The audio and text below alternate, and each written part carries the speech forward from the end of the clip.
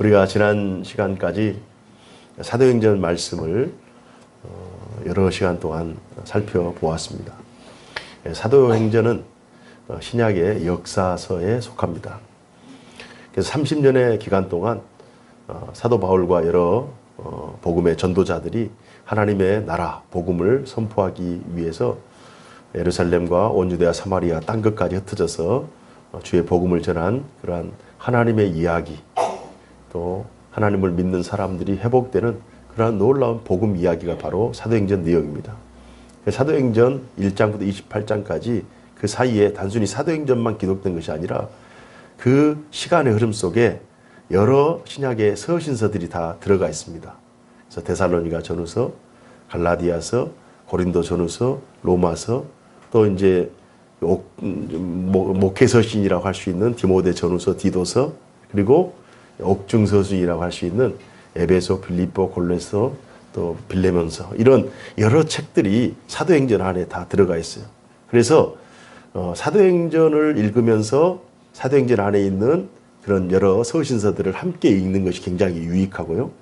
또 서신서들의 그 한 권 한 권 낙권들을 읽으면서 사도행전의 전체 배경이나 분위기를 함께 이해하면서 성경을 읽으면 마치 악구가 이렇게 딱 맞는 것처럼, 톱니바퀴가 맞물리는 것처럼 그 형식도 알고 내용도 알고 안도 알고 박도 하는 그러한 균형 잡힌 성경 이해가 될 것입니다. 신약에서는 이렇게 우리가 두드러지게 이런 사도행전이라고 하는 이 책에서 이런 형식들을 발견할 수 있는데, 구약에는 과연 이런 형식들이 없을까? 이 사도행전처럼 이게 드러나지는 않아요. 구약의 역사는, 사도행전은 30년 짧은 기간이지만 구약은 1500년의 역사이기 때문에 이렇게 딱 시대를 구분해서 얘기하기는 쉽지 않습니다. 그러나 구약에도 이제 역사서라고 할 수 있는 사무엘상하, 열왕기상하, 역대상하가 있습니다. 이 왕정 500년에 해당되는 그러한 내용인데요. 그 500년 동안 하나님께서 정말 하나님의 사람으로 월등하게 사용하셨던 다윗이라고 하는 사람, 또 그의 그 후손들, 또 믿음의 사람들, 또 뭐 모세나 여러 사람들, 그 사람들이 물론 이제 왕정 500년 동안은 이제 다윗이 해당되겠죠. 시편을 이제 기록하는 거예요. 그래서 시편의 내용이 역사서의 사무엘상하, 역대상하 그 속에 다 들어가 있고요. 또 반면 시편을 읽으면서 전체 역사서의 분위기를 함께 공부하면 그 두 책이 아주 잘 어우러집니다. 그래서 신약의 사도행전에 나와 있는 그러한 구조를 구약에서도 한번 확인해 보자라고 해서 한 11시간 정도 시간을 내서 시편의 내용 150편에 해당되는 내용을 다 다룰 수는 없지만 역사서를 배경으로 하는, 그래서 우리가 시편을 읽을 때 그 역사서의 그 배경이나 분위기, 상황 그런 것들을 전체적으로 이해하면서 시편을 읽으면 그 이해가 증폭이 되기 때문에, 배가가 되기 때문에 그런 유익을 한 11주 정도 이렇게 나눴으면 좋겠습니다. 그래서 오늘 첫 시간으로 이제 시편 3편 말씀을 우리가 함께 나눌 텐데요. 시편 3편 말씀은 사무엘 하서 15장에서 17장까지를 함께 읽어야 됩니다. 그래서 우리가 단순히 시편 3편 그러면 우리 권사님께서 읽어주셨지만은 시편 3편의 내용은 한 8편의 8줄로 되어 있는 아주 짧은 시입니다. 그러나 그 시 안에는 엄청난 시인의 삶의 무게와 고뇌와 또 고민의 깊이가 다 녹아져 있어요. 그래서 주여 할 때 그 주여 하는 그 말 속에도 굉장히 다양한 의미들이 그 속에 함축되어 있어요. 정말 기뻐서 주여 할 수도 있고, 정말 마음이 아파서 주여 할 수도 있고, 또 희망을 가지고 주여 이렇게 할 수도 있고, 주여 한마디 속에도 굉장히 다양한 의미들이 녹아져 있어요. 그래서 오늘 시편 3편에 다윗이 주여할 때 과연 이 다윗은 어떤 마음으로 주여를 했는가? 이걸 우리가 알 수가 없어요. 그러나 사무엘상 15장에서 17장 내용을 확인하면서 같이 읽어보면 다윗이 어떤 마음으로 주여라고 했는지를 확인할 수가 있습니다. 그래서 그런 성경에 그 연결되어 있는 그 이야기들을 우리가 함께 살피면서 풍성한 하나님의 은혜를 함께 나누는 소중한 시간들이 되기를 바랍니다. 오늘 시편의 내용을 우리 한번 다 같이 한번 읽어보고 또 마지막에도 설교 마지막 부분에도 함께 읽어봤으면 좋겠어요. 우리 권사님이 아주 잘 읽어주셨는데 우리가 한 절 한 절 한번 어떤 의미가 있을까 기대감을 가지고 읽고 사무엘하 15장에서 그것을 확인하겠습니다. 15장, 16장, 17장에서 그런 방식으로 진행하겠습니다. 다 같이 읽어주십시다. 시작. 여호와여 나의 대적이 어찌 그리 많은지요. 일어나 나를 치는 자가 많으니이다. 많은 사람이 나를 대적하여 말하기를 그는 하나님께 구원을 받지 못한다 하나이다. 여호와여 주는 나의 방패시요 나의 영광이시요 나의 머리를 드시는 자신이시니다. 내가 나의 목소리로 여호와께 부르짖으니 그의 성산에서 응답하시는도다. 내가 누워 자고 깨었으니 여호와께서 나를 붙드심이로다. 천만인이 나를 에워싸 진친다 하여도 나는 두려워하지 아니하리이다. 여호와여 일어나소서. 나의 하나님이여 나를 구원하소서. 주께서 나의 모든 원수의 뺨을 치시며 악인의 일을 꺾으셨나이다. 구원은 여호와께 있사오니 주의 복을 주의 백성에게 내리소서. 아멘. 셀라라고 하는 것은 마음을 담아서 크게 읊조리라고 하는 그런 내용입니다. 셀라가 있으면 크게 해야 돼요. 시는 어떻게 보면 노래죠. 노래. 우리 가수들이 노래를 부를 때 내가 경험한 모든 내용들을 다 가사에 담아서 마치 소설처럼 마치 산문처럼 이렇게 할 수는 없어요. 정말 그 내용들을 간추려서 응축해서 거기에 의문을 달아서 노래 형식으로 간결하게, 그러나 그 안에는 엄청난 내용이 내포되어 있습니다. 그래서 오늘 우리가 읽었던 이 내용, 사실 좋은 분위기, 즐겁고 유쾌한 분위기는 아니죠. 원수들이 나오고 나를 에워싸고 나를 좀 도와달라고 하고 천만이 나를 에워쌀지라도 하나님 나를 구원하소서, 하나님이 나의 구원이십니다라고 하는 그런 내용이에요. 우리 사무엘상 15장 17장의 내용은 어떤 내용인지 함께 살펴봅니다. 다윗에게 여러 아들들이 있었는데요. 세 번째 아들인 압살롬이라고 하는 아들이 있습니다. 정말 멋지게 생겼고요. 사람들에게 사랑을 받았던 그러한 아들입니다. 그러나 이 아들이 아버지의 그 왕자의 욕심을 부려요. 그래서 사람들의 마음을 훔치기 시작합니다. 그래서 왕에게 가서 왕을 만나려고 하는 백성들이 왕 앞에 가기 전에 자기가 먼저 만나요. 그래가지고 자기가 판결을 내리고 자기가 도움을 주고 그러면서 백성들의 마음을 다 사는 거예요. 그래서 결국은 나중에 쿠데타를 일으키기 시작합니다. 얼마나 급하게 이 압살롬이 주도 면밀하게 준비해서 다윗 왕에게 진군하고 쿠데타를 일으킬 때 다윗이 얼마나 급했는지요. 사무엘하 15장 30절에는 다윗이 감람산 길로 올라갈 때에 그의 머리를 그가 가리고 맨발로 울며 가고, 맨발로 도망가는 거예요. 그리고 그와 함께 가는 모든 백성들도 각각 자기의 머리를 가리며 울며 올라가니라, 이런 내용이 있습니다. 아들이 이제 막 쳐들어오는 거예요. 그러니까 이게 이제는 아들이 아니라 이제 적군이죠. 다윗이 통일왕국을 이루었는데 그 왕국이 이제 솔로몬에게 넘어가기 전에 이제 쿠데타가 일어난 거예요. 그 마음속에 얼마나 큰 아픔과 갈등이 있겠어요. 그러니까 막 정신 차릴 틈도 없이 맨발로 막 도망가는 거예요. 막 울면서 막 도망가는 거예요. 어떻게 이런 일이 있을 수 있느냐. 다윗도 이해가 안 되지만 다윗 주변에도 이해가 안 돼요. 사람들이 막 울면서 도망갑니다.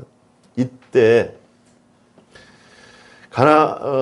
이 블레셋에서 다윗을 쫓아 나온 이때라고 하는 장군이 있어요. 이 장군이 다윗에 도망가는 그 다윗 이제 다시 돌아올 기약이 없어요. 이미 다윗은 나이가 들었고 이제 모든 백성들은 압살롬에게 향해 있는데 지금 여러 상황을 봐서는 다윗이 다시 정권을 복원하겠다 이런 희망이 없습니다. 이때 장군이 이때입니다. 이때 장군이 나와서 저도 다윗 왕을 따라가겠습니다. 그러자 됐다. 당신은 얼마 우리나라에 온 지 안 됐으니까 그냥 압살롬에게 그냥 압살롬 밑에 있어서 생명을 보존하라. 아닙니다. 제가 다윗 왕을 위해서 충성을 다하고 자기의 목숨은 왕의 것입니다. 라고 하면서 정말 위기의 순간에 자기의 충성심을 나타내요. 그러니까 사람이요, 좋을 때는 모르지만 정말 위기의 순간에, 결정적인 순간에 그 사람의 진심이 드러나는 거예요. 그래서 정말 이 갑작스러운 쿠데타 속에서도 이때와 같은 이 충성스러운 부하와 함께 도망가기 시작합니다. 그래서 이제 요단강을 건너서 이제 마하나임이라고 하는 그 동편으로 이제 도망을 가기 시작하는데요. 그 제사장 무리들이 이제 너무 급하니까 다른 모든 물건들을 다 놔두고 여호와의 법궤를 이게 메고 다윗에게 쫓아오려고 그래요. 그래서 이 여호와의 법궤라고 하는 것은 그 당시에 여호와의 은혜가 임하면 전쟁에 승리할 것이고 여호와의 은혜가 임하지 않으면 전쟁에서 진다라고 하는 그러한 그 전쟁의 신인 여호와에 대한 그 신앙심이 있었기 때문에 법궤가 우리에게 있다는 것은 이제 승리를 확신하는 거예요. 그러나 다윗은 이 절박한 상황 속에서도 법궤를 가지고 가지 않습니다. 여호와의 전에 그대로 놔두고 자기 몸만 가는 거예요. 그러니까 하나님의 그 영광을 자기의 사적인 그런 유익을 위해 사용하지 않아요. 저는 보통 사람이 급하면 자기 그 상황윤리라는 거 있잖아요. 내로남불이라고 하는 내용이 있잖아요. 자기에게 그 맞는 편으로 해석을 하고 자기에게 맞는 편으로 그것을 사용을 하거든요. 그러나 다윗은 정말 이 절박한 순간, 자기의 목숨이 지금 달아나는 위태하는 이 순간 속에서도 법궤가 있으면 사람들, 자기뿐만 아니라 자기를 추적하고 있는 수많은 사람들, 그리고 압살롬 편에 섰지만은 그러나 역사적으로 봤을 때 여호와의 그 법궤가 다윗에게 있다고 하는 것은 다시 한번 그 상황을 전환시킬 수 있는 그 계기를 마련할 수 있거든요. 그러한 그 기회, 그 희망의 수단을 다윗은 그걸 내려놓고 하나님, 이 법궤에게 승리가 있는 것이 아니라 하나님에게만 승리가 있다. 이 신앙이 우리가 이제 신앙생활을 하는 과정 속에 신앙의 그 껍데기가 있고 신앙의 알맹이가 있어요. 그러니까 외형적인 신앙이 있고 정말 그 내실한 이게 그 내면의 신앙이 있거든요. 우리가 교회에 오고 또 봉사하고 교제하고 신앙생활하는 이런 것들은 우리의 외형적인 신앙일 수 있어요. 그러나 실제적으로 어려움 닥쳤을 때, 나 혼자 하나님 앞에 섰을 때, 그때 정말 그럼에도 불구하고 주님 찾고 주님 앞에 나아가는 이게 진짜 신앙인 거죠. 다 잘 될 때, 모든 것이 막 승승장구할 때 하나님을 찬양하고 영광스러운 것, 이건 자연스러운 거예요. 그러나 정말 다 모든 것이 꺾이고 모든 것이 막혔을 때에도 하나님을 여전히 찾고 여전히 고백하는 이게 진짜 신앙인 줄로 믿습니다.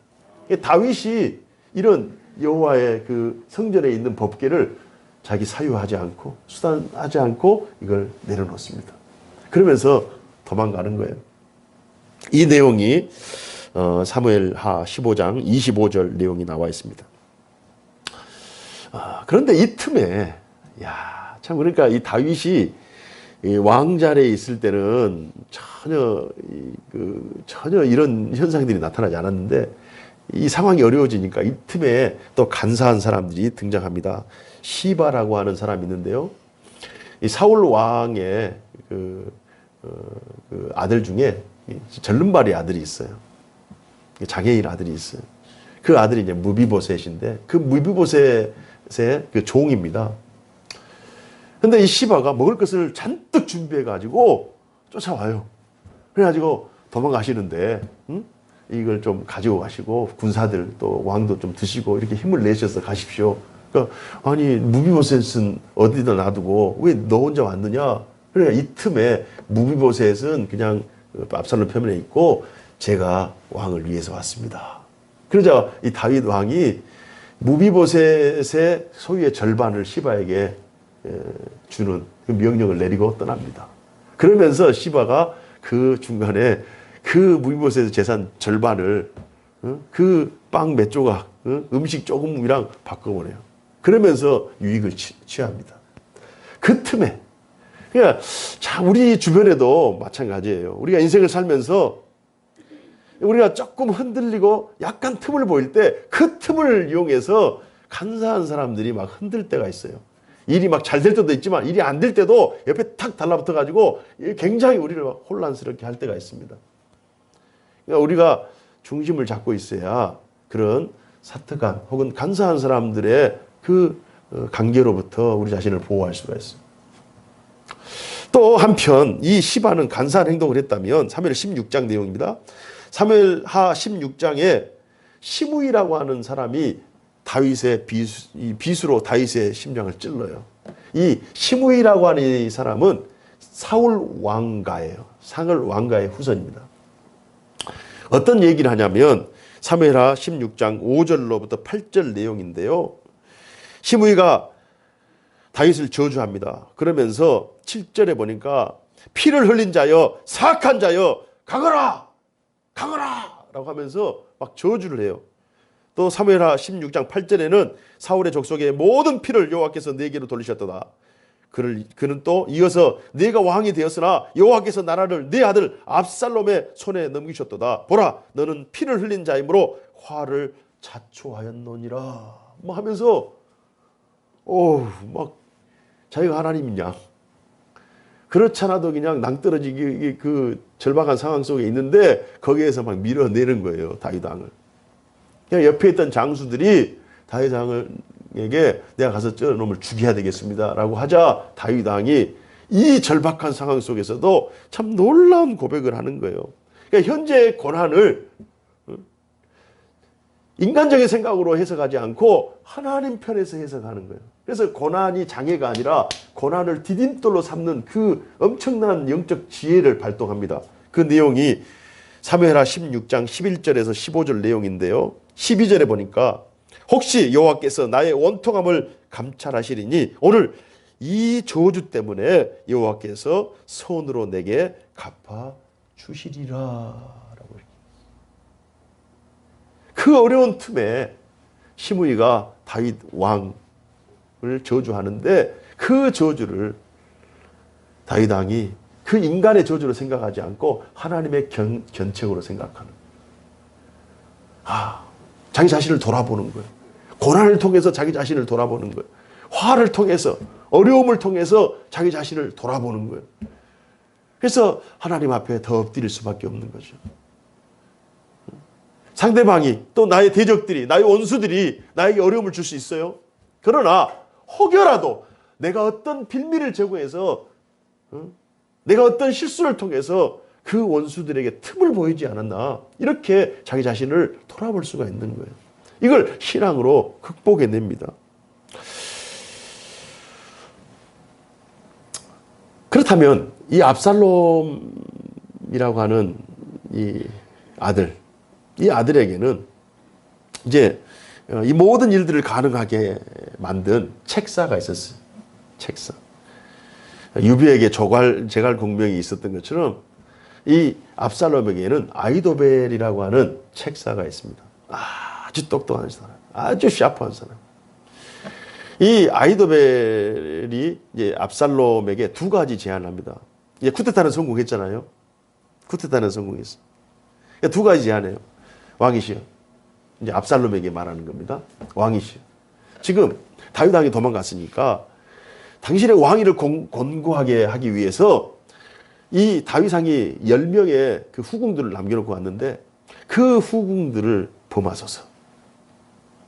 그런 제안을 해요. 그러면 백성들이 왕의 권위를 인정할 것입니다.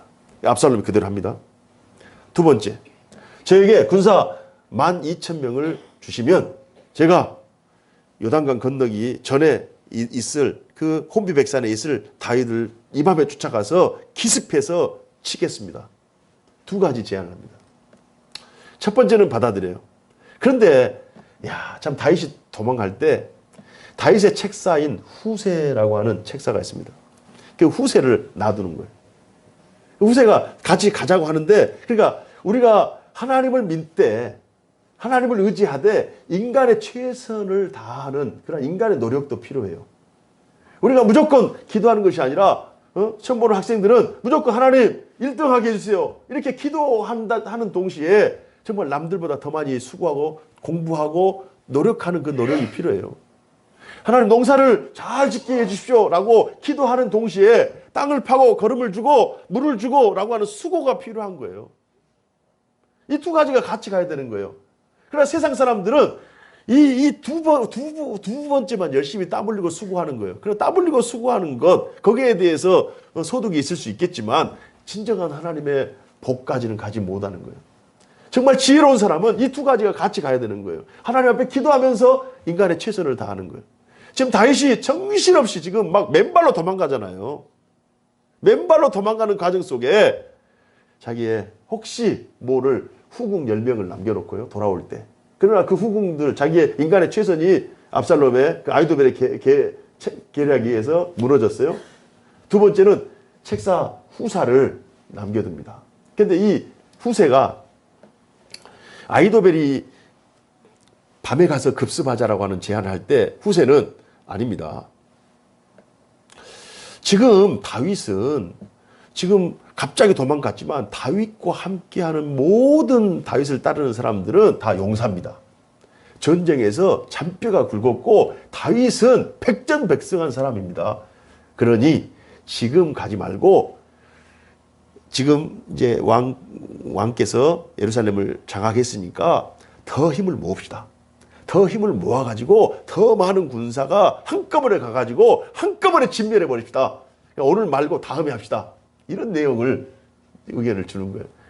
그래서 압살롬이 아히도벨의 계략과 후세의 계략 중에서 후세의 말이 맞는 것 같아요. 그러니까 후세를 딱 잡는 순간 이 아히도벨이 밀려버린 거예요. 그러니까 후세를 딱 잡는다고 하는 것은 후세 그 백성들 이 쿠데타를 일으켰는데 이 쿠데타의 정당성을 확인하고 싶고 더 많은 세력을 얻기 위해서 아히도벨은 이미 자기 편이니까 후세를 얻어야 그 쿠데타에 대해서 의구심을 가지고 있는 사람들을 다 포용할 수 있다라고 하는 압살롬의 전략인 거예요. 이걸 다윗이 알고 있었던 거예요. 그러니까 후세가 이렇게 제안합니다. 그래서 후세는 이렇게 이 압살롬에게 말한 동시에 말하고 나서 얼른 그 사독이라고 하는 제사장의 아들들 요나단과 요아스 이 두 사람을 다윗 왕에게 보내는 거예요. 그 보내는 도중에 이제 이 첩자들이 이걸 발견하게 됩니다. 그런데 놀라운 것은 하나님의 백성들이 정말 어려움을 당하고 어떤 일을 행할 때 하나님께서는 마치 요셉이 형들을 도단에서 찾을 때 그 어떤 사람이 행인이 그 도단 그 길에서 그 형들이 어디 있는지 가르쳐 주잖아요. 그런 것처럼 하나님께서 한 여인을 준비하십니다. 그 여인이 바로 사무엘하 17장 17절로 나와 있는데요. 요나단과 아히마아스가 진행하는 그 과정 속에 어떤 여인을 만나요. 그래서 어떤 여인이 이 두 사람을 집에 들여가지고 17장 19절에 우물 아귀를 덮고 찌은 곡석을 그 위에 막 펼쳐 널어요. 그래서 사람들이 군사들이 와가지고 뭐 우물 속에 그 두 사람이 들어가 있고 여기에 덮개를 덮고 여기에 막 곡물들을 막 펼쳐놨으니까 누가 들어갔겠냐 이런 생각하는 거죠. 결국 그 위기를 모면합니다. 참 우리의 인생길도 마찬가지인 것 같아요. 하나님께서 우리가 정말 마지막이다. 정말 우리가 죽을 것 같다 하는데 하나님께서 돕는 손길을 준비해 주시는 거예요.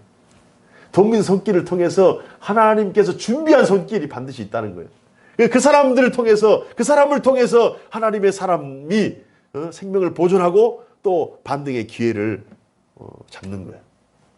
그런데 중요한 것은 이 후세와 아히도벨, 압살롬이 후세 편을 딱 들었잖아요. 그러니까 후세가 그 지금 이제 공격을 지연시키고 동시에 이 두 사람을 보내고 그 두 사람을 보냈는데 이게 하나님의 일이라고 하는 것이 하나님께서 어떤 여인을 준비해서 이 두 사람의 생명을 보존하고 그 소식을 다윗 왕에게 밤에 군사들이 가자 전하고 그 전하는 그 얘기를 듣고 다윗 왕이 밤새 요단강을 건넙니다. 요단강을 건너 무사히 건너 마치 모세가 정말 애굽의 백성들이 군대들이 막 쳐들어올 때 하나님께서 이 홍해를 무사히 건너게 하는 것처럼 하나님께서 모세를 요단강을 무사히 건너게 하시는 거예요. 이게 이제 하나님의 역사라고 하는 거예요. 궁지에 몰렸을 때 정말 어려움을 몰렸을 때 그때 하나님께서 어떻게 역사하시는가 하나님께서 이 모양 저 모양으로 다 준비시키는 거예요. 그래서 의인을 하나님께서 구원해 내는 거예요. 반면 이쪽에 있었던 아히도벨은 어떨까요? 아히도벨의 그 상황이 궁금합니다. 아히도벨은 17장 23절 사무엘하 17장 23절에 보면 아히도벨이 자기 계략이 시행되지 못함을 보고 나귀에 안장을 지우고 일어나 고향으로 돌아가서 자기 집에 이르러 집을 다 정리합니다. 집을 다 정리하고 나서 스스로 목을 메어 죽음에 그의 조상의 묘에 묻히더라. 장사되들. 자살을. 이 악인, 사실 압살롬이 아히도벨이 있었기 때문에 쿠데타에 성공했거든요. 아히도벨은 굉장히 자존심이 강한 사람. 자기 머리로 막 하는 사람이에요. 그러니까 하나님이 세운 세 번의 기름 부음 받은 이 다윗 왕을 자기의 계략으로 계책으로 밀어내잖아요. 거기까지는 성공했어요. 그러나 압살롬의 마음이 후세에 가 있다는 것을 알고 결국 자기 모든 것 다 정리하고 자살해버려요. 구원받지 못한 행위를 하는 거예요. 이때 이런 급박한 상황 속에서 다윗은 어떤 기도를 하고 있느냐? 바로 시편 3편의 기도를 하고 있는 거예요. 그래서 이런 상황이에요. 정말 급박한 상황이에요. 하나님께서 막 배후에서 일하시고 하나님 막 돕는 손길을 막 배치하시고 이런 악한 사탄들은 악한 세력들은 어떻게 하면 의인을 잡아 죽이려고 막 모략을 세우고 의인의 것을 막 뭉개내고 아히도벨 같이 그냥 1만 2천 명을 주십시오. 이렇게 막 계획을 세울 때 다윗은 하나님 앞에 도망가면서 이런 기도를 하는 거예요. 이런 노래를 하는 거예요. 우리 다 같이 시편 3편 다시 한번 읽어봅시다. 3편 1절로 8절까지입니다. 다 같이 읽습니다. 시작. 여호와여 나의 대적이 어찌 그리 많은지요. 일어나 나를 치는 자가 많으니이다. 여기 한번 보세요. 자기는 지금 맨발로 그냥 울면서 도망가는 거예요. 그래봐야 뭐 몇백 명 되겠어요? 그러나 압살롬에게 다 넘어가 버린 거예요. 나의 대적이 어찌 그리 많은지요. 2절입니다. 시작. 많은 사람이 나를 대적하여 말하기를 그는 하나님께 구원을 받지 못한다 하나이다. 그는 하나님께 구원을 받지 못한다 하나이다. 막 저주를 하는 거예요. 시므이가 막 저주를 하고 막 시바가 막 그 사이에 막 간사한 짓을 하고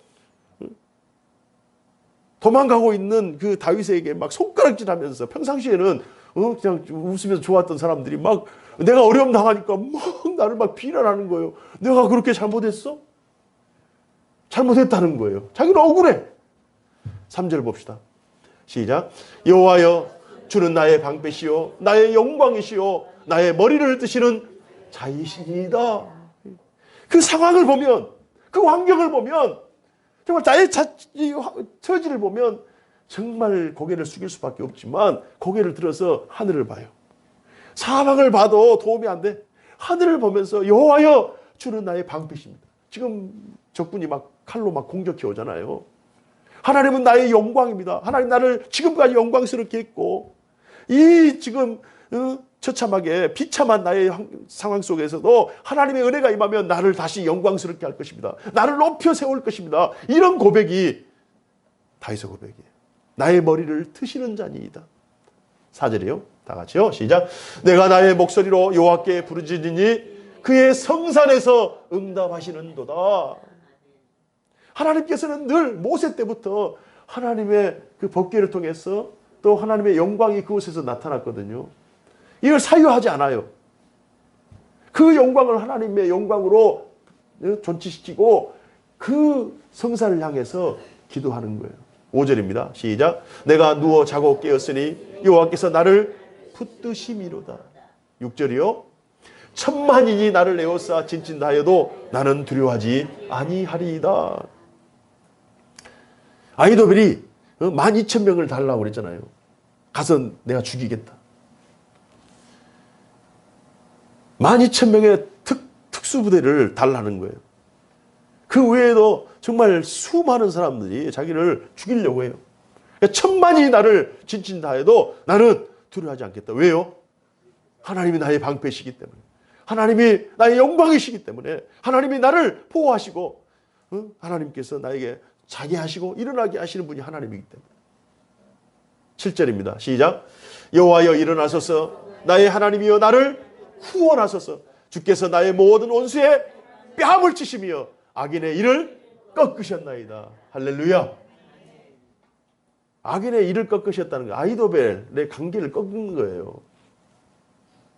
악인의 뺨을 치는 것은 수치를 당하는 거예요. 이제 이 하나님께서 압살롬에게 어떻게 행할 것인가를 예표하고 있는 거예요. 8절입니다. 다 같이요. 시작. 구원은 여호와께 있사오니 주의 복을 주의 백성에게 내리소서. 아멘. 이게 이 전체 사무엘 하서 15장 17장의 내용을 이 짧은 시편 1절 8절 이 짧은 내용에 담아낸 거예요. 그러니까 우리 시편만 읽으면 충분히 시인의 그 감정이라든지 상황을 이해하지 못해요. 그래서 이렇게 연결해서 확인할 필요가 있습니다. 그래서 앞으로 한 11주 정도 그렇게 하겠는데요. 오늘 그렇다면 이 말씀이 나에게 나와 어떤 연관이 있는가, 어떤 관계가 있는가. 여러분이 하나님 앞에 나와서 기도하는 기도의 내용들이 짧아요. 여러분의 삶을 24시간 삶을 다 담아서 그럼 24시간 동안 기도해야 되는 거예요. 하나님 앞에 정말 어려운 순간에 기도하고 하나님 붙잡아달라고 기도하고 하나님 도와달라고 기도하고 지혜달라고 기도하고 나를 좀 보호해달라고 기도하는 그 기도의 내용들 그 내용이 하나님 앞에 올려질 때 그 내용만 올려지는 것이 아니라 그 전체 그 내용 기도의 내용과 연관되어 있는 삶 전체가 하나님 앞에 다 올려지는 거예요. 하나님께서는 그 기도만 보는 것이 아니라 여러분의 삶의 면면을 다 상황과 여러분의 정황과 어려움들을 다 보고 계시는 거예요. 우리가 마치 시편 3편을 보면서 사무엘 하서 15장 17절을 전체를 보는 것처럼 우리가 하나님 앞에 나와서 하나님 힘들어요. 하나님 주여 이렇게 외치는 그 고백 속에 하나님께서 우리의 삶 전체를 다 보시고 왜 힘든지 왜 어려운지 다 안다는 거예요. 중요한 것은 우리가 하나님 앞에 나아가는 것입니다. 우리가 하나님 앞에 고개를 들고 하나님 어려운 중에도 하나님을 찾고 하나님 앞에 간구할 때 하나님께서 들어 역사하는 줄로 믿습니다. 하나님이 나의 구원이십니다. 하나님이 나의 능력이시고 나의 방패시다. 이 사실을 다윗이 고백했던 것처럼 구원은 여호와께 있사오니 주의 복을 주의 백성에게 내리소서. 이 복을 누가 받아야 되느냐? 여러분과 제가 받아야 돼요. 여러분에게 또 나에게 저에게 주는 이 말씀 약속의 말씀이에요. 다윗만 하나님께서 다윗의 기도와 찬양을 받으시느냐? 아닙니다. 다윗이 우리의 대표성을 띠고 예표가 돼서 하나님께서 우리가 다윗과 같이 어렵고 힘들 때 우리가 정말 정말 힘들면 말도 안 나오잖아요. 힘들면 기도도 안 나오고 찬양도 안 나올 때가 있어요. 그때 다윗의 시편, 다윗의 삶을 우리가 되새기면서 정말 다윗이 그 어려움을 극복했던 것처럼 우리도 동일한 방식으로 어려움을 극복할 때 하나님께서 우리의 피난처가 되시고 방패가 되시고 우리의 영광이 되시고 우리의 도움이 될 줄로 믿습니다. 이 믿음 가지고 한 주를 이기며 승리하는 삶을 사시기를 주님 이름으로 축복합니다. 기도하겠습니다.